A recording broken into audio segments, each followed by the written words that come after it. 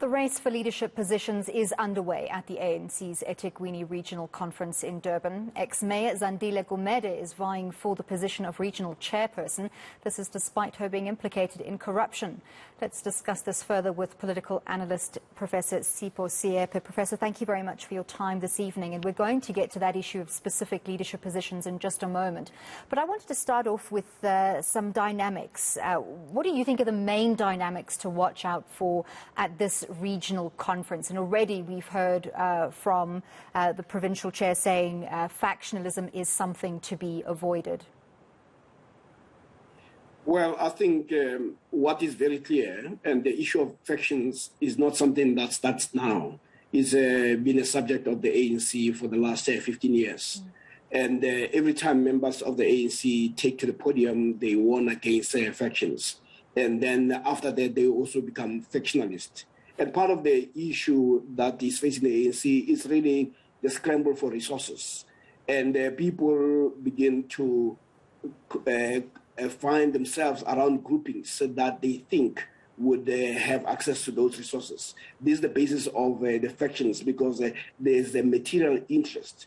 But for as long as there's a material interest, people are going to find themselves moving or almost navigating to what appears to be what would be in their material interest. And that is one of those things that are unfortunate, because people are no longer joining the ANC to serve simply as members of the ANC, but it is also about positions. And now this conference, it's also about that. And what people know now is that there are two factions.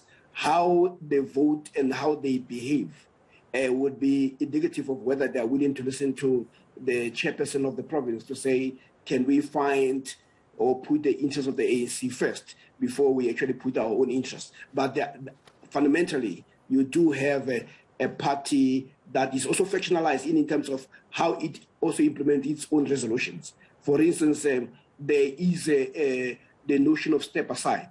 And one would have thought that if there are allegations that are seriously made against certain people, and those people will be asked. Here you have Gwede Mantashe, who, according to the Zondo Commission, there was sufficient evidence that suggests that he may have been caught up in some, or been a beneficiary of something that is a proceeds of crime or corruption. And he still remains. Yes, he has a right to appeal, as he had indicated that he'll be taking the Zondo Commission for judicial review. But it is ultimately the optics that matter. And it is also the issue of consistency. To what extent is the ANC consistent in dealing with those people who are found to be corrupt? At the same time, we must also be concerned when some people in the ANC suggest that the law enforcement agencies are actually used to try to deal with political opponents in the organization. So all these things are things that we should be looking out for and we should worry about.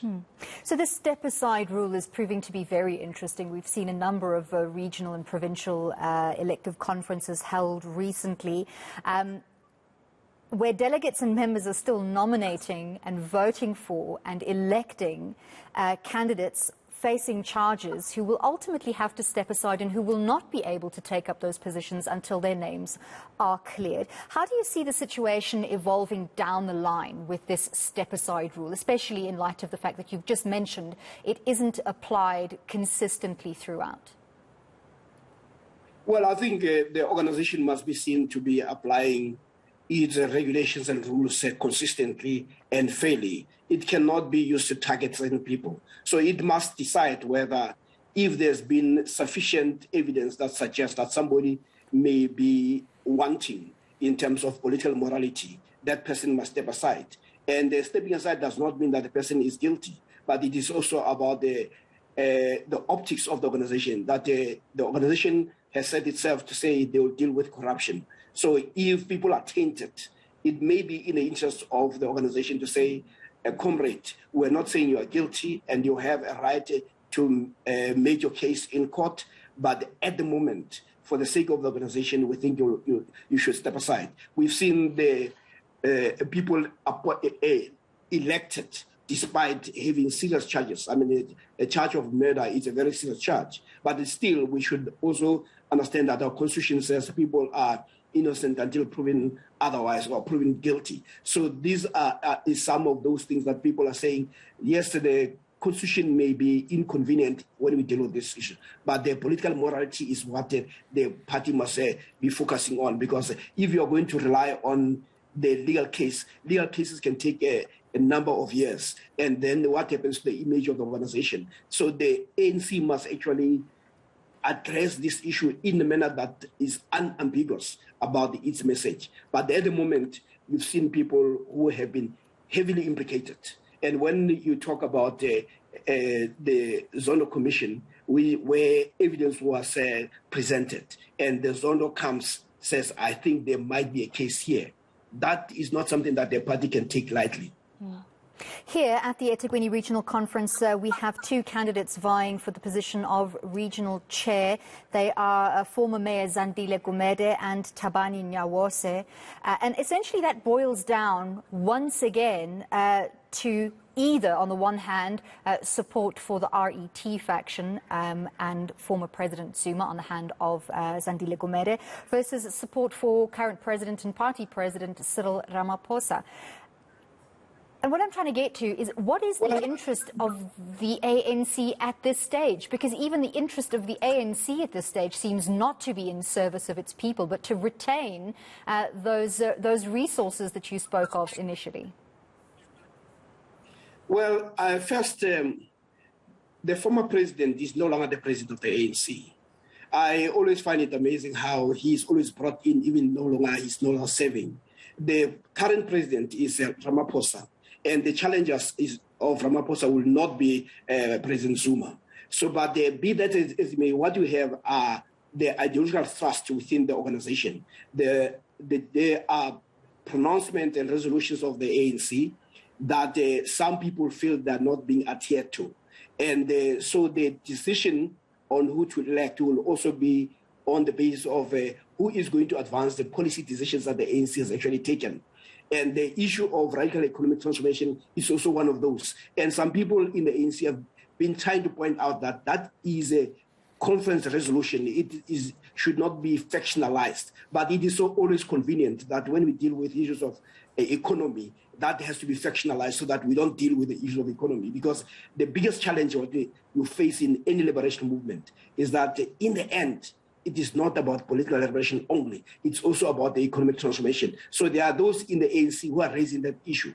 And there are some who are saying the ANC is corrupt. We need to also deal with the renewal. And these two things should not necessarily be mutually exclusive. They can actually be dealt with together. So I think here, this is where the factions comes in, because the issue of political morality is important. It should be important to those who are advancing radical economic transformation. And economic transformation should also be something that we're seized with. Even those who are advancing the view that says the ANC must be clean. It must be clean, but it does not mean you don't address issues of economic transformation. So this separation is actually artificial. It is all about certain leaders. So I do think that we need to also to frame our approach on this, that here in the biggest challenge that people are facing is whether when people are elected and those people are facing challenges, whether they will step aside.